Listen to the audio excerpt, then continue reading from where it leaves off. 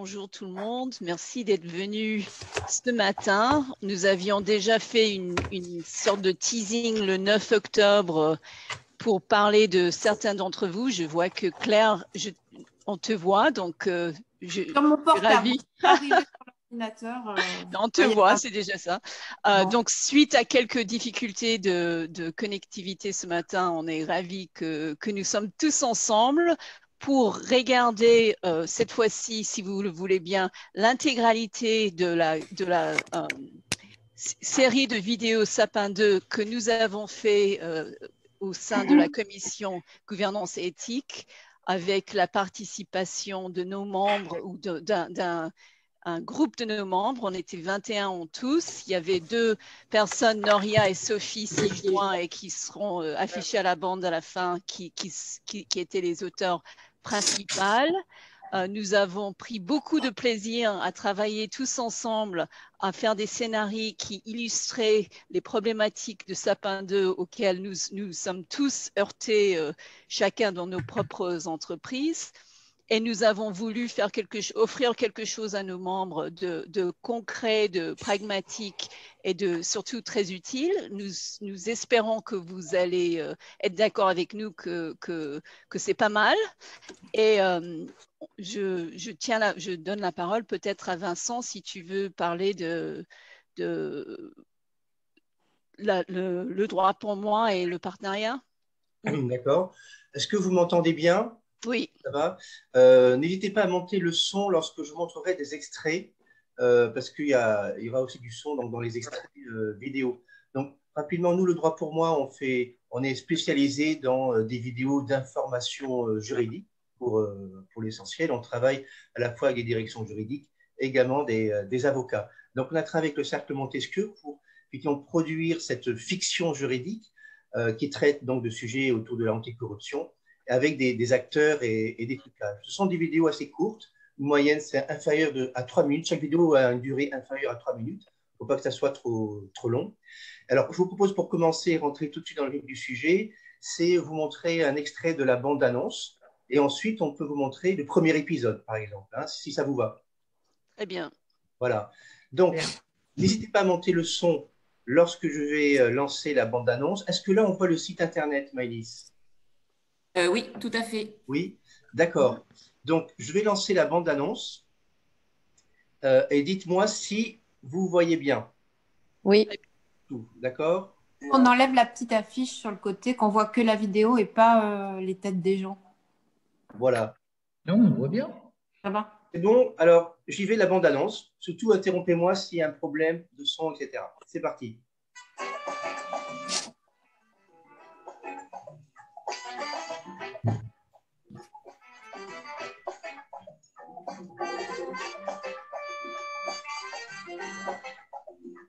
Ce type est génial! As-tu déjà entendu parler de corruption? Eh bien, on est en plein dedans.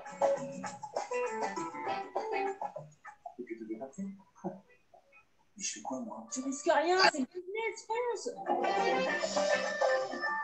Quelle est la localisation de son compte bancaire pour les futurs paiements? Qui sont les actionnaires principaux de l'entreprise? Tu dois effectuer des diligences. Diligences, tu crois au Far West? Pourquoi moi? Parce que t'es le plus beau. Oh, ça c'est une offre. Je ne doute pas de la qualité de nos prestations. On est les seuls sur le marché à avoir les tarifs aussi concurrentiels. Je me doutais bien que c'était pas clair cette histoire.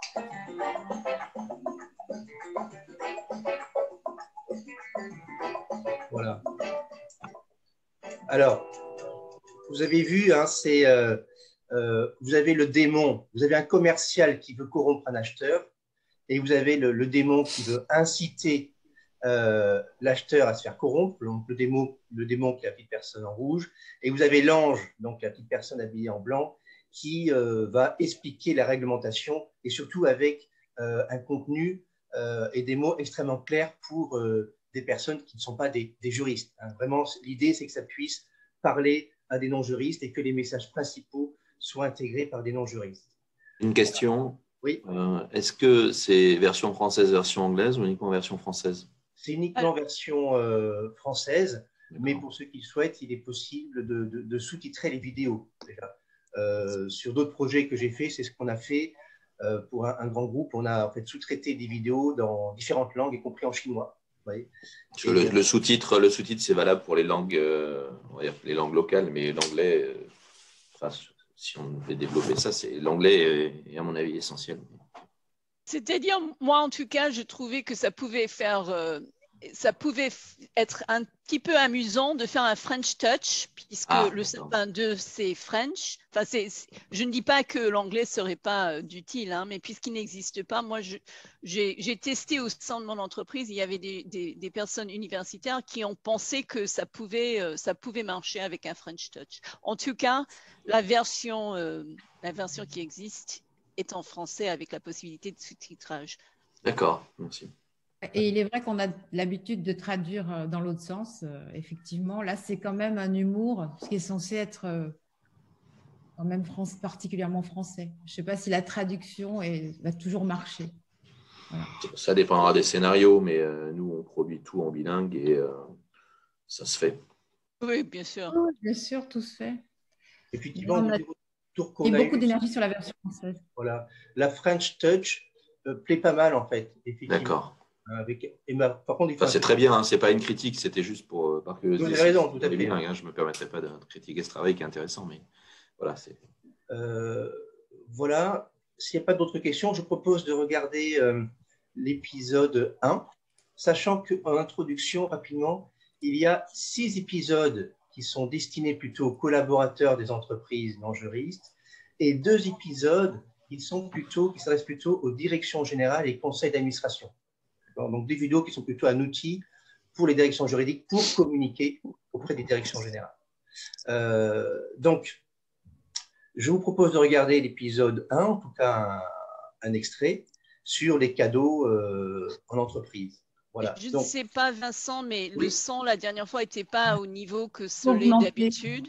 Je ne sais pas si… Moi, j'ai augmenté de mon côté, mais si les autres avaient la même… Oui, augmentez bien le son, oui. Moi, j'entends très bien de mon côté. Peut-être que par Zoom, ça atténue. Voilà. Je pense que si on coupe tous nos micros, le son est meilleur aussi. D'accord. Il n'y a pas d'interférence. D'accord. Très bien. J'ai l'épisode 1.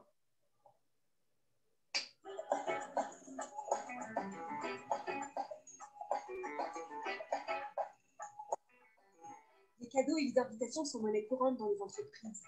Mais savez-vous qu'offrir ou recevoir un cadeau, une invitation, peut être assimilé à de la corruption? Et voilà notre offre commerciale. Très belle offre et j'avoue qu'il représente un véritable intérêt pour les sociétés. Monsieur Girard, sachez que si nous travaillons ensemble, je serais très heureux de vous inviter dans un relais château que mes partenaires apprécient. Ah, on a fait les gros poissons! Aujourd'hui, nous montrons sur relais château. C'est quoi le nom de votre relais château? Même de la pinette. Ouh! Ne suis-je pas toi, dis donc? Dis-lui que tu ne viendras que si ta famille vient également. Merci, monsieur Martin, mais vous comprendrez que je ne peux pas vivre sans ma femme et mes 3 enfants. Bien entendu, c'est tout à fait envisageable. Non, mais ça va, vous vous amusez bien tous les deux? C'est très dangereux ce que tu acceptes là, tu sais. Mais écoute pas, tu risques rien, c'est le business, fonce. Je connais ce relais château, il est génial. Regarde ça. Les enfants ont adoré. Voilà où tu vas finir. C'est ça que tu veux? Offrir ou recevoir un cadeau ou une invitation dans le cadre professionnel représente une situation à risque, surtout en période de négociation commerciale. Dans certains cas, les faits peuvent être assimilés à de la corruption ou du trafic d'influence. Ça peut être lourd de conséquences, aussi bien pour toi que pour ton entreprise. En tant que collaborateur, tu encours des sanctions disciplinaires, mais aussi des sanctions pénales, amendes et peines d'emprisonnement, n'importe quoi. Imagine-toi ces chambres luxueuses. Ton entreprise encourt également des sanctions pénales, des interdictions de soumissionner dans le cadre de marchés publics, l'impossibilité de lever des fonds. Mais ne l'écoute pas! Pense plutôt au restaurant gastronomique qui t'attend! Imagine l'impact sur la réputation et l'image de ton entreprise. D'ailleurs, M. Martin fait lui aussi courir le même risque à son entreprise et peut être poursuivi pour corruption active. C'est dangereux pour vous deux et pour vos entreprises. Pose-toi les bonnes questions. Si tu acceptes sa proposition, serais-tu parfaitement à l'aise d'en parler à tes collègues, à ton cercle d'amis? Moi, je t'invite pas au relais de la pinède, Mais je t'invite plutôt à en parler à ton supérieur hiérarchique ou au responsable compliance. En fait, je crois que nous allons faire simple. Nous, les châteaux, les piscines, les restaurants, je regarde votre dossier, je l'étudie, et si il est le meilleur, nous ne manquerons pas de travailler avec. Corruption un jour. Voilà, c'est le type d'épisode. Vous voyez sur la partie cadeaux et invitations, et on retrouve ce style avec différents personnages en fonction des différents sujets. Donc, il y a un autre épisode sur cadeaux à prendre et à laisser, mais là qui est plutôt centré sur une situation ambiguë, où il n'est pas certain qu'il y ait je dirais qu'on soit en situation de corruption. Ensuite, vous avez effectivement le code de conduite, SOS alerte, évaluer les situations donc des partenaires commerciaux. Vincent, le troisième épisode, Oui. c'est sur l'évaluation des Oui, tiers. l'évaluation des tiers, tout à fait. Ah, oui. La cartographie, voilà, les conflits d'intérêts, vous voyez, voilà. Et ensuite, peut-être que rapidement, je vais vous montrer 2 extraits qui s'adressent plutôt aux directions générales. Donc ici, on retrouve l'ange et le démon, mais qui sont habillés un petit peu différemment et qui jouent le rôle de 2 dirigeants d'entreprise qui échangent autour de l'intérêt ou pas de mettre en place un dispositif anti-corruption ambitieux au sein de l'entreprise. Voilà, donc je vous montre ça.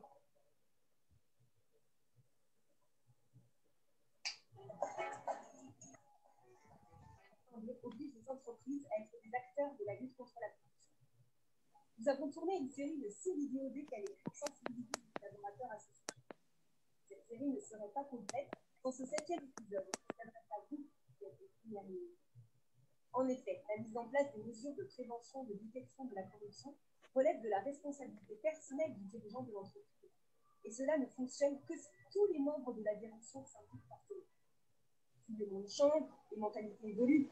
Les notions d'éthique, de compliance prennent une place de plus en plus importante dans la société. Alors pour les dirigeants, c'est l'occasion de s'interroger sur le lien entre compliance et performance. Lumière. T'as entendu ce qui arrive à Dupont? Qui ça? Tu sais, le directeur général de Dupont. C'était dans toute la presse hier.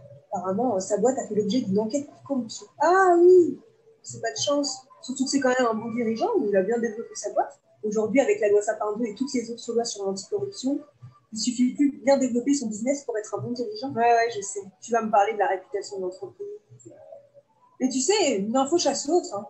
Aujourd'hui, Dupont est sous les projecteurs, ok. Mais dans quelques semaines, toute cette affaire sera oubliée. Enfin, c'est quand même une mauvaise pub. Alors, vous voyez, l'approche est progressivement, le dirigeant blanc, donc l'ange, le dirigeant qui féru d'éthique, va progressivement arriver à convaincre l'autre dirigeant qui est très sceptique par rapport à une politique ambitieuse anti-corruption, parce qu'il craint que ça soit un frein au business. Vous voyez, voilà. Donc, si vous voulez, je peux continuer l'extrait, mais comme certains d'entre vous sont pressés, je vous propose de regarder l'autre épisode qui s'adresse aux dirigeants, où là, c'est un autre angle d'attaque. Ce sont des directions juridiques qui elles-mêmes prennent la parole et qui s'adressent aux directions générales. Donc, je vous montre ça tout de suite. Donc, voilà, c'est celui-là.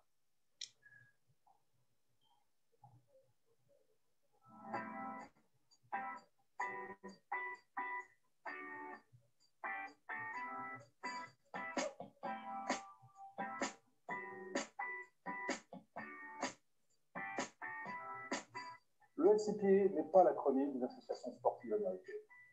Le Bribery Act n'est pas le titre d'une pièce en vente en Angleterre. Et Sapin 2 n'est pas une marque de bonbons légaux. Il s'agit en effet de l'appellation de 3 des principales législations applicables en matière de lutte contre la corruption. Airbus, qui vient de s'acquitter de près de 4 milliards de dollars pour violation de ces textes, peut en témoigner.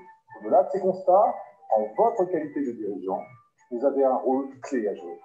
En effet, sans un engagement clair et régulier de votre part, un programme de conformité, aussi complet soit-il, restera fragile. En votre qualité de dirigeant, c'est également sur vous que pèsent les décisions de mise à disposition de moyens humains et financiers adéquats au bénéfice de votre conformité anticorruption.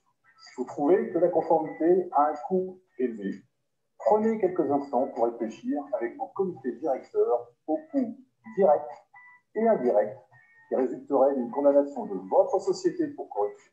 Et, à cette occasion, ayez bien en tête qu'il ne peut y avoir de croissance économique pérenne sans conformité.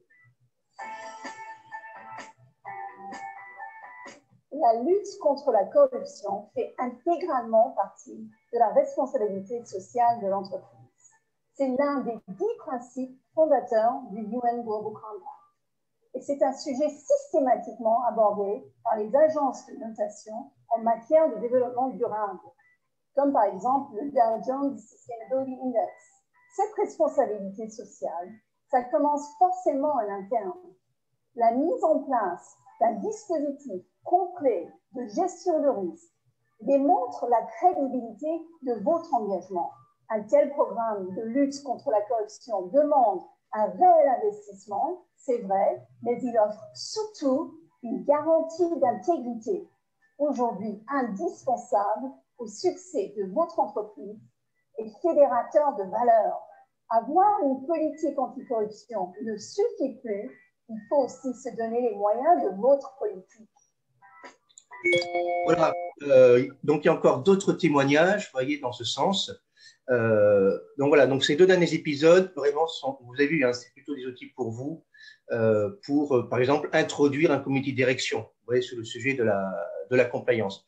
Et puis pour terminer cela, pour ceux qui le souhaitent, il est tout à fait possible de faire des vidéos sur mesure, c'est-à-dire une vidéo d'introduction, par exemple, ou à un autre épisode, ou sur un autre format. Voilà, mais tout à fait possible de compléter ce dispositif par d'autres vidéos sur mesure.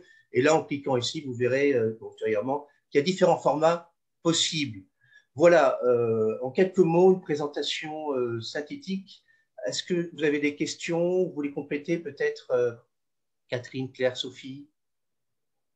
Moi, ce que je peux dire, c'est qu'on l'a fait en pensant aussi à donner un outil au directeur juridique, fait par la directeur juridique. Donc, ça n'existait pas. Et l'idée, c'est de jouer avec l'intégralité des épisodes pour entrer en contact et échanger sur ces sujets. En revanche, ces vidéos n'ont pas vocation à remplacer la formation. La formation, elle est prodiguée par les directions juridiques ou par la direction compliance et ça vient en complément et c'est un outil pour interagir et pour sensibiliser. Et par ailleurs, je ne sais pas si vous avez eu l'occasion de regarder les derniers projets de recommandation de l'AFA sur lesquels on est en train de travailler pour répondre aujourd'hui. On est conforté dans notre projet par l'approche de l'AFA, parce que cette approche à la carte correspond exactement à la demande de formation et de sensibilisation. On peut penser aussi à sensibiliser des personnes moins exposées et moins habituées avec ces vidéos, puisque l'AFA demande la formation de l'ensemble des personnels, pas seulement ceux qui sont particulièrement exposés. Et puis, l'approche par thème aussi va être bien utile pour accompagner, je pense, ce que moi j'appelle pas de la communication, mais de la transmission, parce que la formation qu'on attend de nous, c'est de transmettre ces notions qui sont devenues essentielles dans nos directions juridiques. Voilà. Après, bien sûr, ces vidéos, elles vivront par l'utilisation que vous en ferez. C'est plutôt vous qu'on aimerait entendre pour réagir, voir si vous pensez que ça correspond à vos besoins.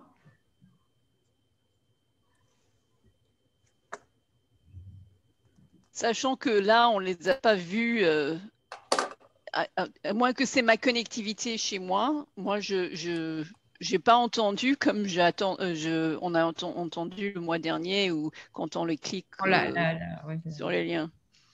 Et en plus, on n'a vu que des extraits. Donc, il faudrait peut-être expliquer aux participants dès maintenant comment ils peuvent faire pour avoir l'ensemble. Aujourd'hui, on est en Go Live. Donc, Mélisse, si tu veux parler du site. Allô, allô. Excusez-moi, j'avais désactivé mon micro. J'espère qu'on va pouvoir vous envoyer dans la journée le lien vers la page du cercle, site du cercle, qui vous présentera ces vidéos et qui vous permettra de vous connecter à un site réservé aux membres sur lequel vous pourrez voir tous les épisodes. D'une part, et ensuite les demander en téléchargement. Donc, vous allez pouvoir les récupérer pour votre propre usage. Et là, c'est le droit pour moi qui vous adressera les liens de téléchargement. Je ne sais pas si j'étais claire, mais… Très clair. Donc, juste pour comprendre, on peut les utiliser en interne pour faire une campagne sur la corruption, comme ça, quoi. Donc, on les télécharge et après, on les use. L'usage, le travail de cette commission, il est vraiment destiné à nos membres. Donc, c'est nos membres inscrits qui en bénéficient. Donc, dès lors que vous êtes membre inscrit, que vous êtes acquitté de vos droits, de vos cotisations, vous avez le bénéfice de ces vidéos que vous pouvez utiliser et en faire bénéficier votre entreprise. Mais c'est vraiment dédié aux directeurs juridiques et pour les directeurs juridiques ou compliance qui sont membres du cercle. Oui, bien sûr, mais une fois qu'on est membre du cercle, ce qui je pense est le cas des gens connectés, on peut l'utiliser en interne et donc la diffuser à une population beaucoup plus large. Absolument, mais c'était pour accentuer le fait que c'est vous en tant que membre qui bénéficiez de cet usage et vous en bénéficiez votre entreprise. Et je pense que ça peut être aussi valorisé comme ça pour vous en interne. Oui, tout à fait, non, mais c'est très bien, quoi. C'est parlant et c'est très bien. Mais pour expliquer, pour être un peu plus concret, on peut envisager de prendre le plateforme et de le mettre chez vous, enfin de l'uploader pour pouvoir le diffuser correctement avec le son et l'instantanéité qui est nécessaire pour faire une présentation adéquate. Oui, parce qu'on a des plateformes de formation dans toutes nos grandes entreprises. Donc, en fait, idéalement, il faudrait qu'on puisse télécharger ces vidéos sur la plateforme de formation du service formation. Voilà, oui. Oui, il y a un sujet technique à régler. Moi, je suis non, mais ce sera le cas parce que quand Vincent, quand le droit pour moi vous enverra le lien de téléchargement, vous pourrez, on va dire, physiquement récupérer les vidéos sur votre ordinateur. Donc ensuite, en interne, les transférer sur vos plateformes ou sur vos outils de partage de fichiers peut-être un petit peu lourds, mais vous les aurez, on va dire, physiquement si c'est possible. Ah ouais. Non, parce que à part le sujet du son, mais après, en Zoom, la qualité du son, moi je trouve que c'est très bien comme outil. Hein. Le vrai son est beaucoup meilleur, je vous rassure, il est top.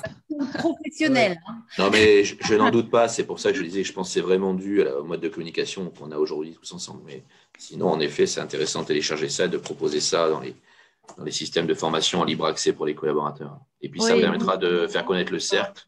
Vous n'entendez pas les dialogues, pas du tout au niveau du Comment Si, ils étaient en retard. Si, mais ils étaient en retard et ça dépendait duquel. Oui, et ça dépend. Les hommes, on ne les entendait pas et on n'entendait que les deux petits, l'ange et le diable. On n'entendait pas bien, oui. On n'entendait pas les deux hommes, mais juste l'ange et le diable. Mais je pense qu'il faut voir après. Oui, parce qu'effectivement, c'est ça. Enfin, ce que vous dites, c'est exactement ça. C'est-à-dire que ça peut être utilisé. D'abord, tous les épisodes peuvent être téléchargés, intégrés dans une plateforme LMS pour la partie formation, être utilisé pour les managers pour introduire une réunion, par exemple, sur ce sujet. Donc, c'est à la fois un outil de communication, très clairement, et ça peut être intégré sur une plateforme formation. Voilà, c'est vraiment multi-usage.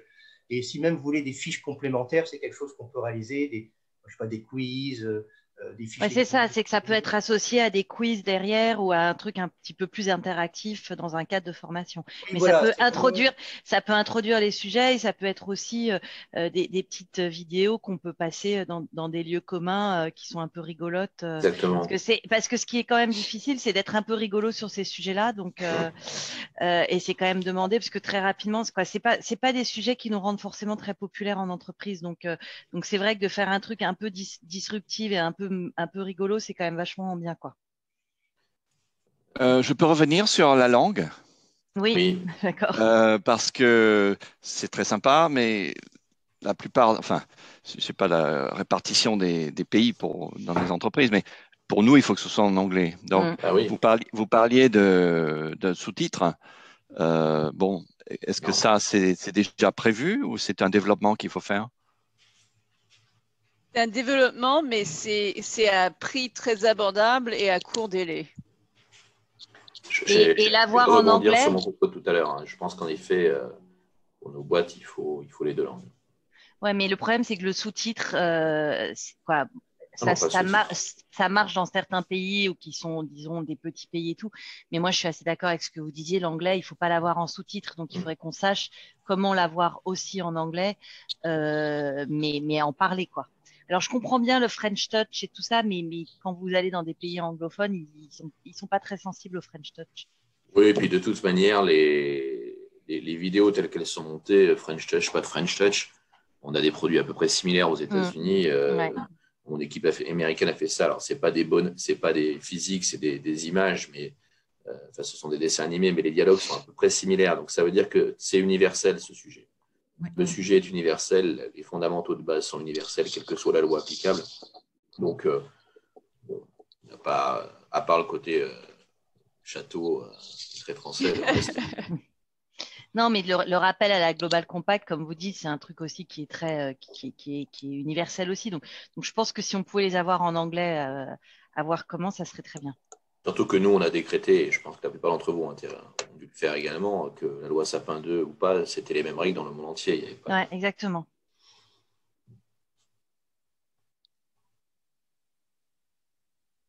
En tout cas, je ne pense pas qu'il soit possible de doubler. Vincent, qu'est-ce que tu dis? En fait, très clairement, il faudrait refaire les épisodes ou bien avec des acteurs totalement anglophones, hein, ou alors avec les mêmes acteurs qui feraient les sketchs en anglais. Alors, ça serait avec un accent French Touch. Hein, oui, mais ça, pourquoi pas? Voilà. Ça, ils ont l'habitude, les malheureux. Hein, quand on parle anglais, c'est pas un problème. Mais what about juste doubler ce qu'il y a? Oui, avec un doublage. Ah oui, je vois ce que tu veux dire. Oui, un peu comme dans les films américains qui sont doublés en français. Oui, c'est ça. Ce serait plus simple. Oui, c'est vrai que j'ai pas. Oui, c'est vrai. Hein, je pense que ce serait mieux que des Français qui parlent anglais avec un fort accent. Non, je pense qu'il faut juste doubler. Ouais, doubler. Ouais, doubler. Ouais. C'est vrai que ça, je ne l'ai pas encore fait, mais on pourrait tenter. Pour l'instant, vraiment, ce qu'on a fait jusqu'à présent, c'est vraiment du sous-titrage et on n'a pas eu de retour négatif par rapport à ça. Voilà. Et moi, je suis d'accord avec mes collègues. Le sous-titrage, ça marchera pour les non-English speaking et les autres, ils n'accepteront pas. Non, c'est... C'est-à-dire, ça marchera pour les non-English speaking dans des langues non anglais. Ça marchera au Vietnam, en Slovaquie, si on sous-titre en slovaque, en vietnamien, mais ça ne marchera pas en Angleterre et aux États-Unis. Alors, aux États-Unis, de toute façon, le monde est aux États-Unis, hein, et ça s'arrête là. Mais pour les autres, je vous proposerais de faire un petit test parce que, moi, je suis américaine, donc peut-être je suis pas totalement objective, mais moi, je trouve ça drôle de faire. Je m'imaginerais que ça pourrait être un sujet de dérision des Frenchies, mais très effectif. C'est-à-dire, si l'objet est de parler de la corruption et de Sapin 2, on peut le faire très bien sur une base de vidéos en français avec des sous-titrages. Après, des accents en français en parlant anglais, ce serait peut-être encore mieux, mais ça, ce n'est pas une option. Et surtout, là, ce qu'on a comme argument qui est énorme, c'est que c'est mis à disposition gratuitement. Tandis que, comme vous, puisque je travaille pour une grande société, je sais ce que ça coûte de déployer une série comme celle-ci qui est pris d'une société aux États-Unis. Non, mais c'est pour ça que la question aussi, c'est quel serait le budget pour un doublage. Parce que nous, typiquement, ce genre de vidéo, même avec des sous-titres, je peux l'envoyer à mon directeur juridique anglais et jamais il ne la diffusera. Parce que, par principe, tout ce qui vient de France, déjà, c'est difficile parce que c'est la maison mère. Et si en plus, on n'en donne pas un truc dans leur langue, expliquer qu'ils ne comprennent rien. Alors, j'aimerais intervenir ici pour vous indiquer une chose, c'est que de plus en plus maintenant, sur les vidéos, il y a des sous-titrages. Alors qu'ils soient en anglais, qu'ils soient en français, que la langue originale soit en anglais ou en français, le sous-titrage est important, notamment dans les transports publics, où beaucoup de personnes visionnent des vidéos, mais ne les visionnent qu'avec les sous-titres, parce que y a un environnement qui fait qu'ils ne peuvent pas mettre le son. Donc, le sous-titrage, vraiment, est devenu comme une norme en matière de diffusion de vidéos Internet, surtout sur des petits formats courts comme celui-ci. Oui, et puis de toute manière, on peut déjà utiliser ça pour les pays francophones et c'est très bien. Hein. Oui, et puis avoir un sous-titrage pour les autres. Mais je pense que, si vous voulez, c'est plus le côté… Je trouve l'idée vraiment bien. Je trouve que ça donne un côté positif aussi à ce qu'on fait et tout ça. Donc, je trouve que c'est c'est plutôt très positif. Donc le fait de pas forcément le faire en anglais, je trouve que ça enlève un petit côté positif par rapport au produit. Mais après, si c'est pas possible, on vivra avec du sous-titrage. Mais voilà, je trouve que ça donne un côté un peu plus moins adapté aux autres. L'anglais est quand même la langue de travail, quoi. Plus que le français. Alors cela étant, en Angleterre et aux États-Unis, ils étaient déjà plus en avance que nous sur ces questions anticorruption. Et il est fort probable qu'ils soient déjà bien au fait. Et en France, par contre, c'est une mentalité, ou les pays latins en général, c'est une mentalité sur laquelle il y a lieu d'agir. C'est vrai que notre propos initial, c'était vraiment lié à l'acculturation en France, qui était notre principale préoccupation au moment où on a imaginé ces vidéos. Et c'est dans ce contexte qu'on s'est placé de simplification, de vulgarisation, mais aussi de rester dans l'acculturation de la loi Sapin et du dispositif de prévention très spécifique et de caler sur les piliers de la loi Sapin qui correspond aussi aux attentes de la fin.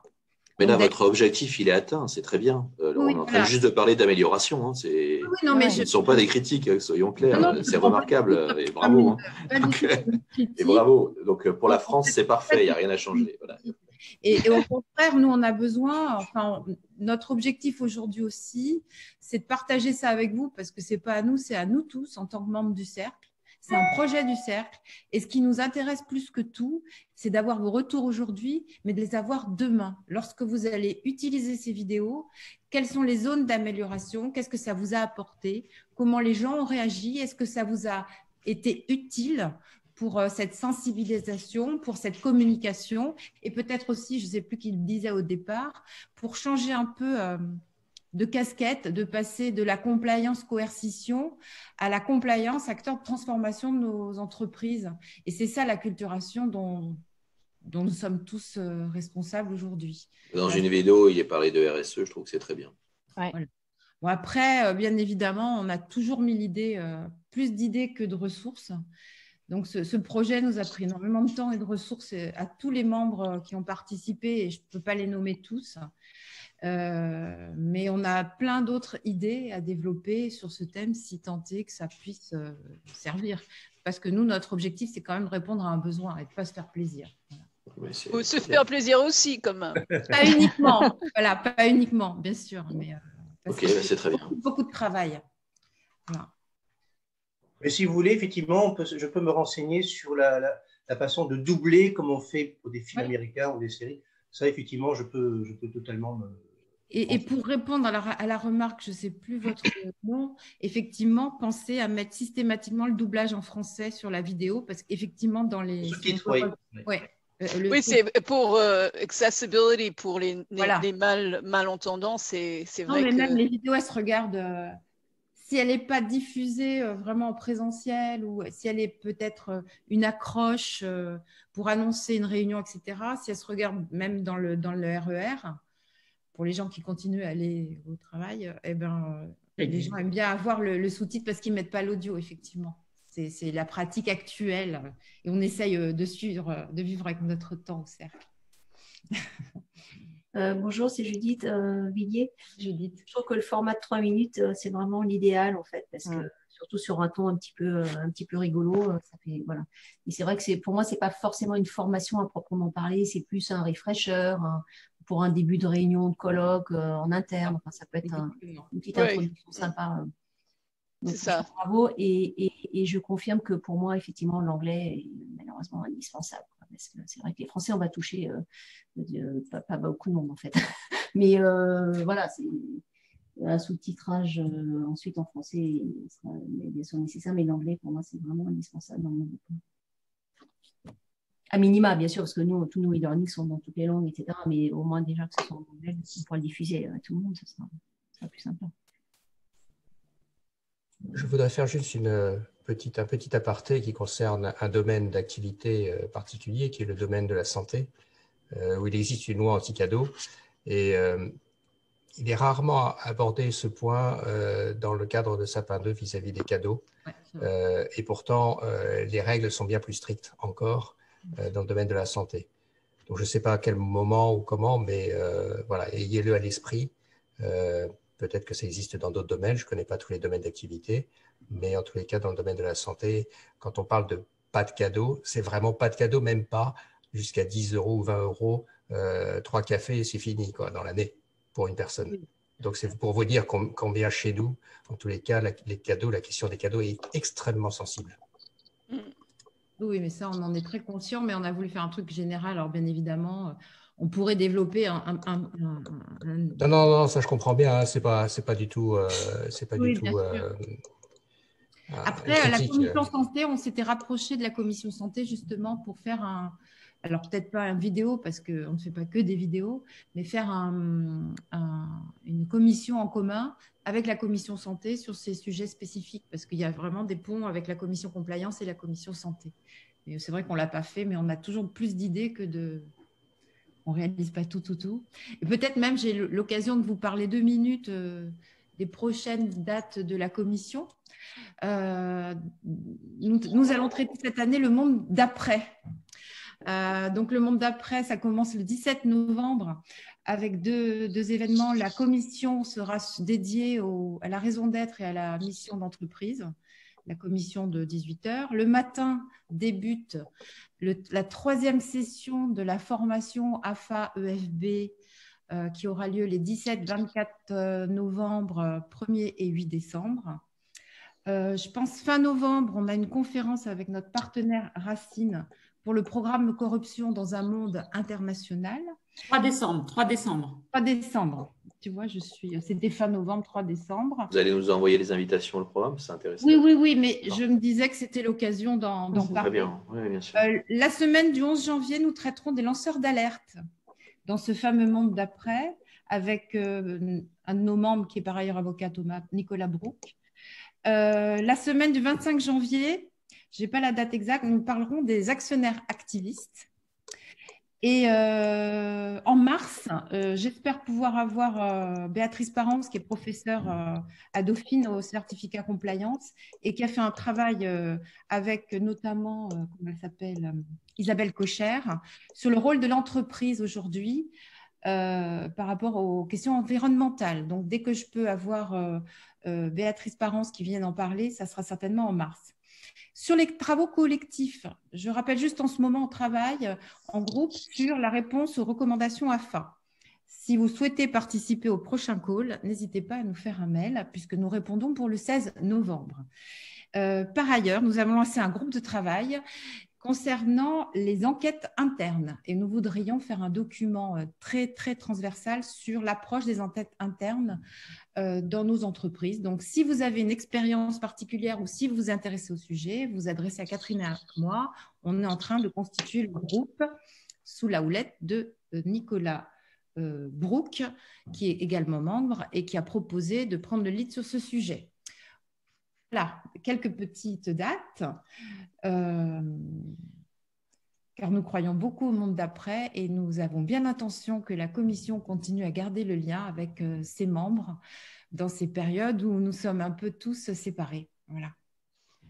Et pour ceux d'entre vous qui ne sont pas encore inscrites à notre commission, vous allez avoir beaucoup d'informations sur notre commission si vous vous inscrivez. Excusez-moi, comment fait-on pour s'inscrire justement? Parce que moi, j'avoue que je suis… Alors, je fais ce que je peux pour assister aux commissions du cercle, mais je suis rarement présent. Et les thèmes que vous avez annoncés pour la suite m'intéressent. Alors, il faut juste aller sur le site du CERT et on s'inscrit en ligne. Donc, il faut que je retrouve mes codes, c'est ce que vous êtes en train de me dire. Sinon, Mélisse peut le faire. Mélisse, je ne sais pas si elle est toujours là, mais elle est tellement gentille, Mélisse. Si, c'est là où on voit qu'on est vraiment dans un monde qui n'est pas que je vais être digital, parce que Mélisse le fait toujours très volontiers. Je peux le faire, mais je vais être un petit peu pédagogue et c'est bien d'avoir vos codes.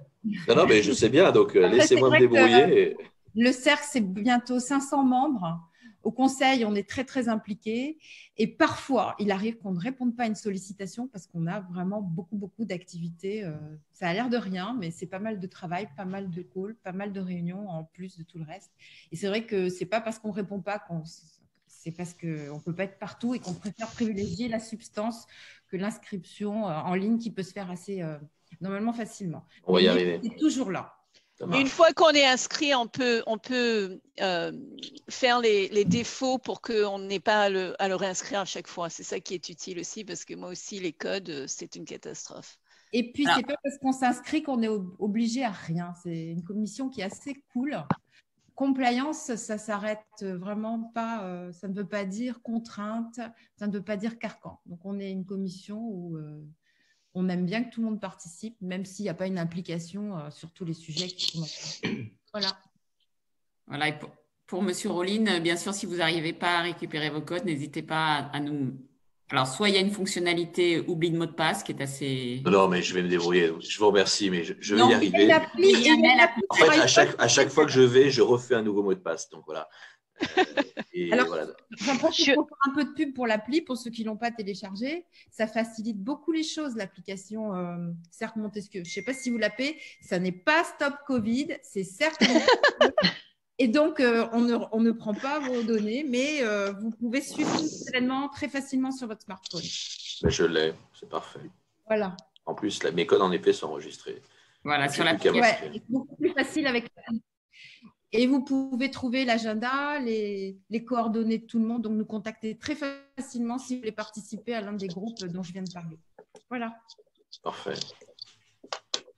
En tout cas, merci beaucoup pour cette présentation et cette initiative. C'était vraiment très bien. Merci pour ces vidéos. Bravo, très bien. Merci beaucoup. Au revoir. Oui, merci à tous. Au revoir, bonne journée.